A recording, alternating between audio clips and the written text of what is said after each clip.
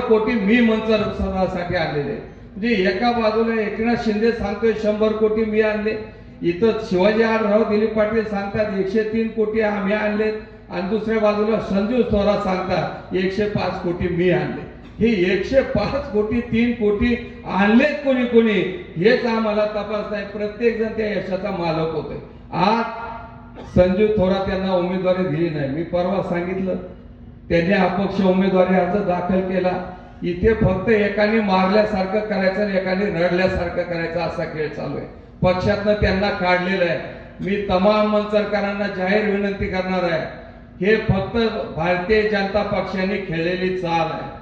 आज त्यांना पक्षातून काढायचं, मंचरकरांची सहानुभूती मिळवायची. एवढा चांगलं काम करणारा माणूस पक्ष काढतोय म्हणजे पक्षातनं त्यांना जर काढलं तर सहानुभूती मिळेल, मतदान करतील, म्हणून त्यांना ते हकालपट्टी केलेली आहे केवळ तुम्हाला फसवण्यासाठी. आज संजू शेठच्या हृदयामध्ये मोदी आणि देवेंद्र फडणवीसच आहे. संजू शेठ थोरात यांना दिलेलं मत हे भारतीय जनता पक्षालाच जाणार आहे, हे मी जाहीरपणाने सांगतो. त्यामुळे ती चूक करू नका. ज्या भारतीय जनता पक्षाने आपल्याला अद्यापर्यंत राज्यामध्ये देशामध्ये कुठेही नीटपणानं कुठलंही आर्थिक नियोजन नाही, सामान्य माणसाच्या मुंडक्यावर बसण्याचं काम केलेलं आहे, त्याच भारतीय जनता पक्षाची खेळ आहे. दुसऱ्या बाजूला मी परवा बोललो, जे आमचे मित्र आहेत